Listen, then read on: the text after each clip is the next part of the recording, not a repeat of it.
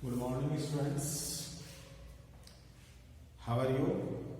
I hope all of you will be fine, and I am also fine. Then we are going to start a new topic, that is use of it. Use of it में हम देखते हैं कि कहां कहां पर हम it को यूज करते हैं। आज हमारा जो रहेगा वो यूज ऑफ इट रहेगा, यूज ऑफ देयर रहेगा। And today I will send you an exercise, I will post exercise on the group and you have to translate that exercise into English. Okay, so let's see what is in it. It में क्या होता है, चलिए देखते हैं। देखिए बच्चों, it का जो यूज है, इट को हम हिंदी में यह के लिए प्रयोग करते हैं। यह के लिए इसका प्रयोग किया जाता है। अब इसको हम नॉन लिविंग थिंग्स मीन्स निर्जीव वस्तुओं, नॉन लिविंग थिंग्स,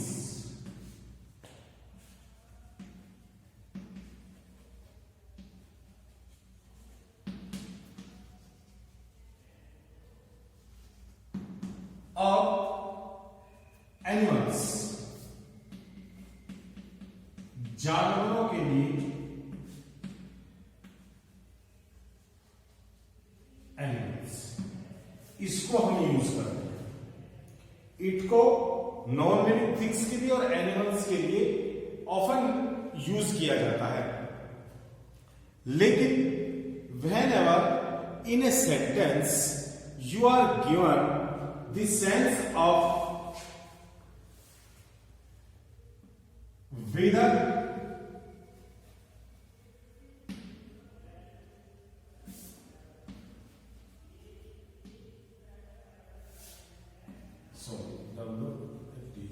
जब आपको वेदर दिया जाए, that is called hot, rain, ये दे दिया जाए मीन्स वेदर। क्लियर? सर्दी, गर्मी, वर्षा, मौसम के बारे में बताया जाए। आपको डे के बारे में बताया जाए, आपको टाइम के लिए बताया जाए, आपको बर्थडे के लिए बताया जाए, then this sentences are start with it. Okay, means जब कभी सेंटेंस में, देखिए फिर से आप इसको देखिए, सेंटेंस में इट को हम सब्जेक्ट की जगह रखेंगे।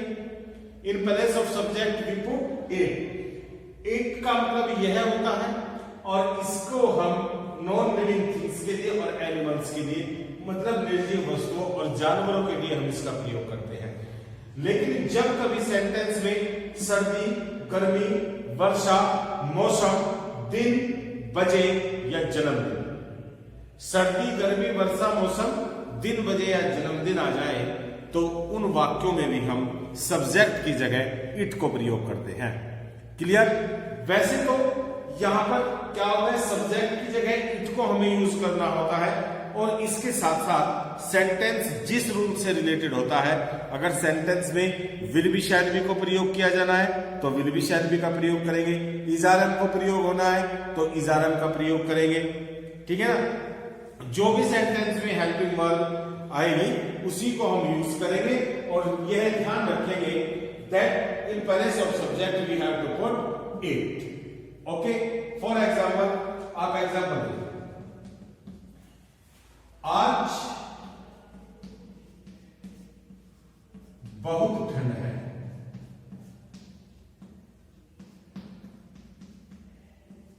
आज बहुत ठंड है। क्लियर? तो यहां पर ठंड का जिक्र किया है ना, तो इस सेंटेंस को आप करेंगे it is very hot today. It is very hot. आज बहुत ठंड है। कैसे पता लगा? सबसे पहले देखो ठंड का जिक्र है, सेंटेंस के लास्ट में गए, वहां पर है लिखा है और वर्ब कुछ भी नहीं है, it means use of is are. और ठंड है तो सब्जेक्ट के स्थान पर हम इट को यूज करेंगे, क्योंकि यहां पर हमें क्या बताया गया है, यहां पर हमें कोल्ड के बारे में, मौसम के बारे में जानकारी दी। क्लियर? क्या किसी भी तरीके के सेंटेंस आ सकते हैं। कल तुम्हारा जन्मदिन होगा। क्या कल तुम्हारा जन्मदिन होगा? ये सेंटेंस, ठीक है। तो क्या करना है, देखिए सेंटेंस में होगा, होगी, होंगे आप पढ़ चुके हैं। अब आप अपने माइंड को थोड़ा मोशन में लाइए। वे सेंटेंस जिनके एंडिंग पॉइंट पर होगा, होगी, होंगे आता है, सेंटेंस में कोई भी वर्ब नहीं है, ठीक है, और यहां पर कोई वर्ब नहीं है, ना ही कोई ना लिए हैं, तो वहां पर क्या यूज होता है, क्या यूज होता है वहां पर? Use of will be, shall be. ठीक है, तो आपने ये पता कर लिया कि इस सेंटेंस में विल बी, शैल बी को यूज किया जाएगा, और साथ ही साथ यहां पर जन्मदिन के बारे में बताया गया है, और जिस सेंटेंस में आपको बर्थडे के बारे में बताया जाता है, वहां पर आप सब्जेक्ट के स्थान पर इट को यूज करते हैं। अब क्या हुआ? अब ये हुआ कि सेंटेंस इंट्रोगेटिव है ना, इंट्रोगेटिव, क्वेश्चन मार्क दिया है। There are two types of interrogative sentence. First is this sentence start with yes और नो, मींस जिसमें क्या शुरू में होता है, और सेकंड थिंग इज एक सेंटेंस जिसमें डब्ल्यू फैमिली सेंटेंस के बीच में होती है। तो यहां पर क्या है, यहां पर फर्स्ट टाइप अप्लाई हो रही है, और आपको पता है जब सेंटेंस के शुरू में क्या शब्द होता है तो वहां पर हम क्या की कोई अंग्रेजी नहीं लगाते, बल्कि जिस रूल से सेंटेंस को हम कन्वर्ट करते हैं वो स्टार्टिंग में ही रखते हैं। क्लियर? तो यहां पर हम शुरू में विल रखेंगे, उसके बाद सब्जेक्ट आता है, और सब्जेक्ट की जगह हमें इट को यूज करना है। तो विल, इट, ठीक है, फिर बी, और आपका जन्मदिन, your birthday. Will it be your birthday, और आने वाले कल का जिक्र है, तो यहां पर आप लिखेंगे टुमारो, और ये question mark. Will it be your birthday tomorrow, ठीक है। उस समय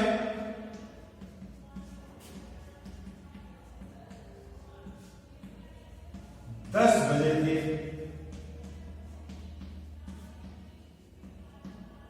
उस समय 10 बजे थे, ठीक है।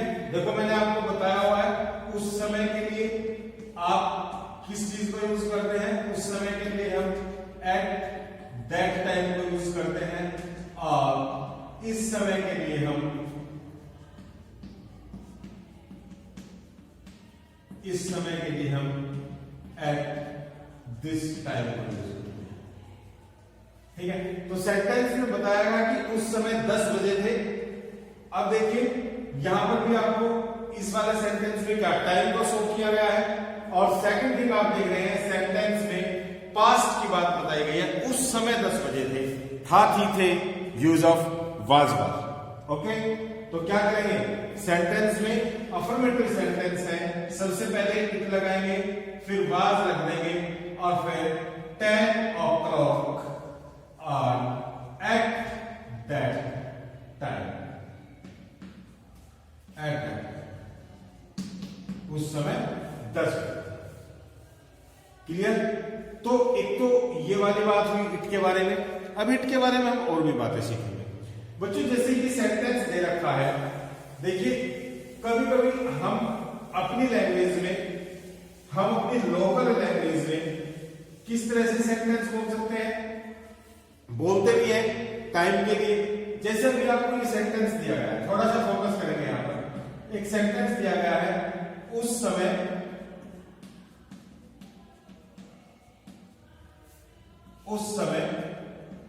10 बजे।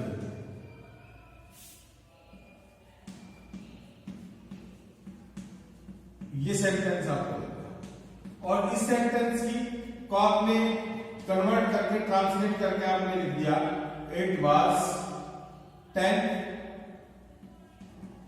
o'clock at that time. Clear? अब अगर यही सेंटेंस आपको ऐसा ना दे करके आपको यहां पर दे देते उस समय, जैसा हम बोलते हैं 10:15 बजे, तो आप क्या करते हैं? आप इसको 10:15 कर देते, कर सकते हैं। It is 10:15। हम अपने स्पीकिंग में ऐसा बोल सकते हैं, इट इज 10:15, अब 7:15 बजे है। इट इज 10:30, अब 7:30 बजे है। लेकिन अगर आपको ग्रामेटिकली सेंटेंस को आपको ट्रांसलेट करना पड़ता है, ग्रामेटिकली बोल रहा हूं, ठीक है ना? अगर आपको according to the rule of translation you want to translate the sentence, then what is this sentence? अगर आप ट्रांसलेशन के रूल के अकॉर्डिंग उसको आप लिखना चाहते हैं, उसको ट्रांसलेट करना चाहते हैं, तो आप किस तरीके से कन्वर्ट करते हैं? ठीक है? या फिर सेंटेंस दिया जाए उस समय 10:30 बजे थे, दूसरी चीज ये हो सकती है, या तीसरी चीज ये हो सकती है उस समय 9:45 बजे थे। यही तो 3 बातें होती है। बच्चों देखिए होता क्या है, आप यहां पर देखिए, इसको हम ऐसे ट्रांसलेट नहीं करेंगे बच्चों। ये अगर हम ये वॉच ले लें, ये हमने वॉच, ठीक है, यहां पर 12 होता है, यहां पर 3, यहां पर 6 और यहां पर 1। क्लियर? ये मिडिल पॉइंट और ये हमारी मिनट वाली सुई होती है जो मिनट को शो करती है। और अब इसी का जिक्र करते हैं, छोटी वाली सुई कहां पर होगी? जैसे 10 बजे है तो यहां पर अगर 10 है तो ये वाली पोजीशन 10 बजे की होती है। लेकिन जब 10:15 बजे तो क्या होगा? ये वाली जो निडिल है, ये वाली निडिल थोड़ी आगे आ जाएगी और ये वाली जो निडिल है वो यहां से ऐसे, इसको हम डॉट से शो करते हैं, ये यहां पर है। तो मींस ये वाली जो निडिल है ये इस वाले डिस्टेंस को कंप्लीट करती है। और ये डिस्टेंस क्या है? ये डिस्टेंस, ये जो मिडिल वाली, ये जो मिनट वाली मिडिल है, ये इसी तरीके से फिर धीरे धीरे करके यहां पर 6 पर आ जाती है, ठीक है? फिर धीरे धीरे करके ये इसी तरीके से ऐसे चलेगी, ठीक है ना? ऐसे चल करके फिर ये यहां पर 9 पर आ जाती है। तो ये इस तरीके से चलती है और फिर ये ऐसे 12 पर आ जाती है। तो 12 पर जब ये आती है तो इसका कंप्लीट एक राउंड होता है, ठीक है? और ये जो राउंड होता है ये कितना होता है? ये 60 मिनट का होता है। अब 60 मिनट हमने 15 मिनट ले लिया है, क्योंकि जैसे 10:15 बजे, तो 10:15 बजे का मतलब क्या है? 10 तो कंप्लीट हो गए हैं, 15 मिनट 15 मिनट ज्यादा हो गए, ठीक है? तो 15 मिनट को क्या कहेंगे? देखिए 160 का 1/4 part is equal to 15 minute होता है। पूरा राउंड 60 मिनट का है और उसका 1/4 पार्ट, ये कितना पार्ट है? देखो ये जो पूरा राउंड दिया है, इस पूरे राउंड में हमने कितने पार्ट किए? 4 पार्ट किए हैं और ये वाला जो पार्ट है दैट इज 15 मिनट। ओके, तो ये क्या है? ये फर्स्ट पार्ट, ये ऐसे करेंगे तो ये आधा हिस्सा हो जाएगा, दैट इज सेकंड पार्ट। ऐसे करेंगे तो आधे हिस्से में क्या होगा? ये आधा हिस्सा हो गया ऐसे, और अगर इसको ये भी इन्वॉल्व करेंगे इसमें तो ये वाला क्या हो जाएगा? इट इज थर्ड पार्ट, ठीक है? तो 1/4 पार्ट को 15 मिनट कहते हैं। और बच्चों कोई भी ये जो पार्ट है जो 1/4 है, 1/4 इज इक्वल टू, इसके लिए अंग्रेजी में एक वर्ड होता है जिसको हम क्वार्टर बोलते हैं। ठीक है, आ रही है बात समझ में? ये क्वार्टर है, मतलब किसी भी कोई भी वस्तु आपके पास है, उसका 1/4 पार्ट, अगर आप उसके बारे में बात कर रहे हैं, केवल 1/4 पार्ट के बारे में आप बात कर रहे हैं, ठीक है, तो क्या है वो 1/4 पार्ट, उस 1/4 पार्ट को इंग्लिश में क्वार्टर कहते हैं। क्वार्टर का मतलब चौथाई। फॉर एग्जाम्पल, आप एक एग्जाम्पल लीजिए, ये आपके पास में एक चाक पीस है, दिखाई दे रहा है, ये कंप्लीट एक चाक पीस है। आगे बात समझो। अब इस चाक पीस में हम क्या करेंगे, अगर हम इसके बराबर बराबर 4 पार्ट्स करते हैं, इसको 4 हिस्सों में हम बांट देते हैं। फॉर एग्जाम्पल, जैसे ये बांट दिया, ठीक है, ये वाला हिस्से में बांट दिया, तो ये वाला जो हिस्सा है, ये वाला जो पार्ट है, ये क्या है, ये वाला पार्ट इस पूरे पार्ट का क्वार्टर है। आई बात समझ में? इस पूरे पार्ट का क्या है, ये क्वार्टर वाला पार्ट है, तो ये इसका 1/4 पार्ट होगा। ठीक है, अगर हम इसको आधा कर दें, ठीक है, तो ये जो वाला पार्ट बचेगा, ये इतना जो आपको ऊपर दिखाई दे रहा है, ये वाला पार्ट इसका क्या है, हाफ है। क्लियर? तो सेम वे में हमें यहां पर चलना है, तो 1/4 को हम क्या कहेंगे, क्वार्टर कहेंगे। मीन्स अगर 15 मिनट ज्यादा हो जाती है, अगर 15 मिनट ज्यादा हो जाती है, तो ये तो क्वार्टर हो गया। अगर ये वाली निडल यहां पर 6 पर पहुंच जाती है, मीन्स 30 मिनट ज्यादा हो जाती है, तो उसको हम क्या बोलते हैं, उसको हम हाफ बोल देंगे। समझ में आई बात?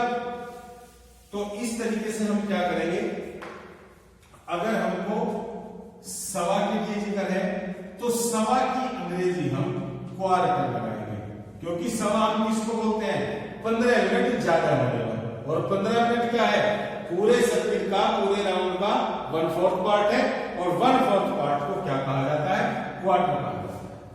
अगर कहा है कि 10:30 बजे है, तो 10:30 के लिए हम किसका जिक्र करेंगे, साढ़े का मतलब क्या होता है, 10:30 बजे है, इसका मतलब 30 मिनट ज्यादा है, और 30 मिनट क्या है, हाफ है।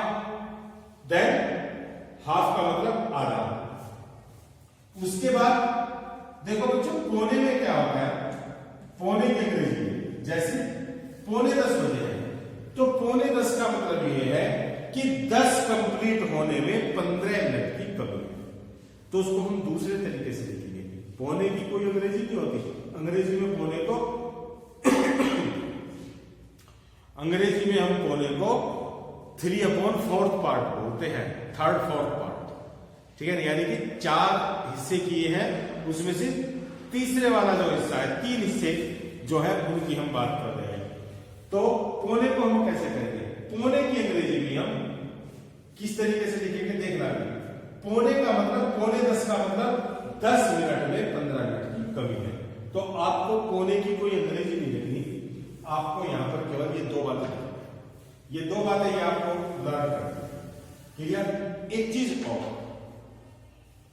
अगर टाइम ज्यादा तो हो रहा है, 15 मिनट 30 मिनट ज्यादा हो रही है, तो उसके लिए आप इंग्लिश लिखेंगे पास्ट, और अगर 15 मिनट कम है तो कम के लिए आप यूज करेंगे प्रीपोजिशन टू। बस आप ये बातें याद रखिए। ठीक है, सवा के लिए क्वार्टर, 10:30 के लिए हाफ, ज्यादा के लिए पास्ट, और कम के लिए टू।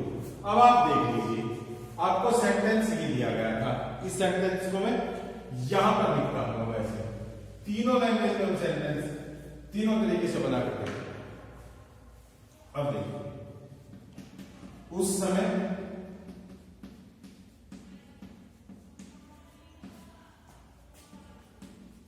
सवा 10 बजे थे,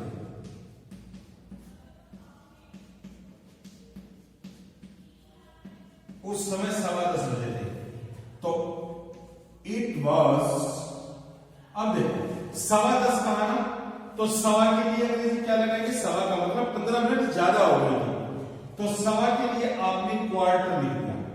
it was quarter, it means 15 minute थी। इट वॉज क्वार्टर का मतलब 15 मिनट थी, क्या ज्यादा, ज्यादा के लिए क्या लिखा आपने, past, it was quarter past 10 o'clock, ठीक है ना, 10 बजकर।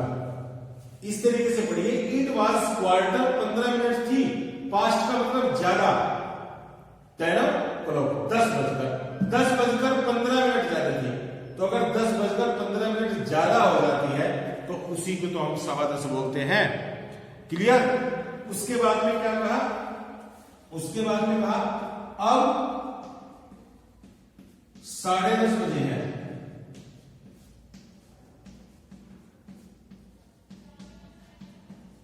अब 10:30 बजे। तो इसको कैसे लिखेंगे, 8, अब की बार आवाज नहीं, यहां पर अब की बार हमने है कर दिया है, 8 इज, ठीक है। अब 10:30 का मतलब 30 मिनट ज्यादा हो गया, और 30 मिनट क्या है, पूरे राउंड का आधा हिस्सा है, और आधे को क्या कहते हैं इसमें, हाफ। इट इज हाफ, मतलब 30 मिनट ज्यादा, 30 मिनट है ज्यादा, तभी तो 10:30 बजेंगे। पास्ट 30 मिनट ज्यादा है, 10 o'clock 10 बजकर। Clear students? उसके बाद में आपको कह दिया इस समय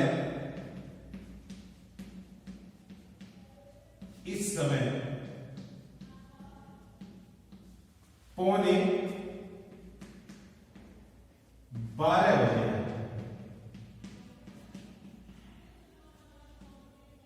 इस समय पौने 12 बजे है, तो क्या लिखेंगे, इट इज, अब देखिए पौने 12 का मतलब क्या है, पौने 12 का मतलब हो गया कि 12 कंप्लीट होने में 15 मिनट की कमी है, और 15 मिनट को हम क्या बोलते हैं, क्वार्टर बोलते हैं। तो 15 मिनट के लिए हमने यहां पर लिखा इट इज क्वार्टर, 15 मिनट है, इट इज क्वार्टर मतलब 15 मिनट है, कम, ज्यादा तो नहीं है ना, कम है, और कम के लिए क्या लिखा है, तो it is quarter to 12, it is quarter to 10 o'clock, ठीक है। तो इसका मतलब क्या होगा, इसका मतलब हो गया कि इस समय, और इस समय के लिए क्या लिख देंगे, इस समय के लिए हमें लिखना होगा, ये लिखा है एट दिस टाइम, तो it is quarter to 12 o'clock at this time, इस समय होने वाला है। क्लियर हुआ बच्चों? तो इट के यूज के लिए एक ये बात आपको बता दी गई है, समझ में आ रही होगी, ठीक है। इसको बड़े अटेंटिवली अब आप पढ़ते हुए चलना, क्योंकि डे बाय डे धीरे धीरे आपका थोड़ा थोड़ा सा जो टॉपिक है वे थोड़े थोड़े से डिफिकल्ट होते चले जाएंगे। अब इसके बाद में एक तरह के सेंटेंस और आते हैं इनमें, वो देखिए वो किस तरह के हैं। जब किसी भी कार्य को करने में आपको टाइम लग रहा हो, जब किसी भी कार्य को करने में आपको टाइम लग रहा हो, तो वहां पर भी उस टाइमिंग के लिए भी आप इट को यूज करते हैं। किस तरीके से करते हैं, आप ये देखिए सेंटेंस में देखिए, इस काम में वक्त लगेगा,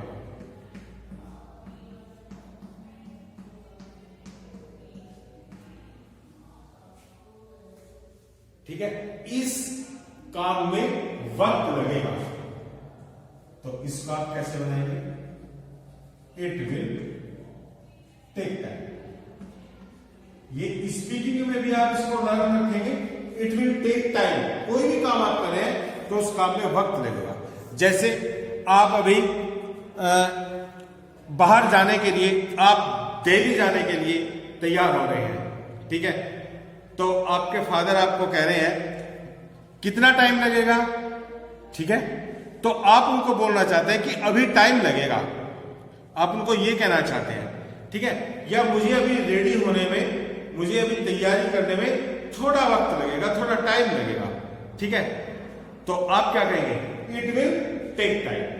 थोड़ा समय लग रहा है, it will a short time, it will take a short time, इस काम में थोड़ा सा वक्त लगेगा। समझ में आ गई बात? जैसे उसे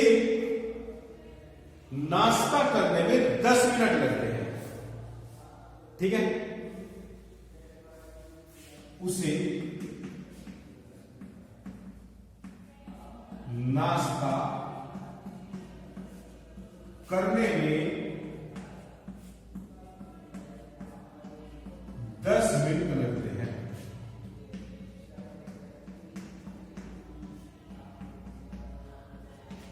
उसे नाश्ता करने में 10 मिनट, ठीक है। हालांकि ये प्रेजेंट इंडेफिनिट की बात है, लेकिन क्योंकि इट का जिक्र आ रहा है तो इट टेक्स हिम, उसे लगते हैं। It takes him 10 minutes. अब खाने पीने का जिक्र है, और हमने आपको बताया था कि आजकल हम ईट और टेक की जगह किसको हैव को यूज करने लगे हैं। तो it takes him 10 minutes to have breakfast, इस तरीके से sentence to have breakfast. Clear?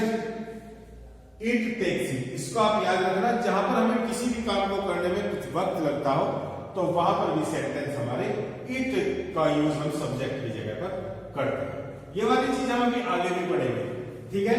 और आज हम आपको इससे रिलेटेड एक्सरसाइज ग्रुप में सेंड करेंगे, आपको वो ट्रांसलेट करनी है, ठीक है।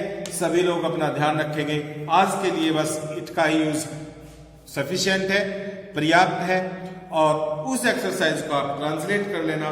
फिर कल मैं उसका सॉल्यूशन आपको सेंड करूंगा, फिर आप उसका सॉल्यूशन में आप उसको चेक कर लेना और आपको पता लग जाएगा कि आप कहां पर स्टैंड कर रहे हैं, आप कितना सीख रहे हैं। प्रॉब्लम्स आएंगी, फेस करना है, ठीक है। उसके लिए सपोर्ट के लिए मैं आपके साथ हमेशा तैयार हूं। तब तक के लिए bye, see you tomorrow, okay.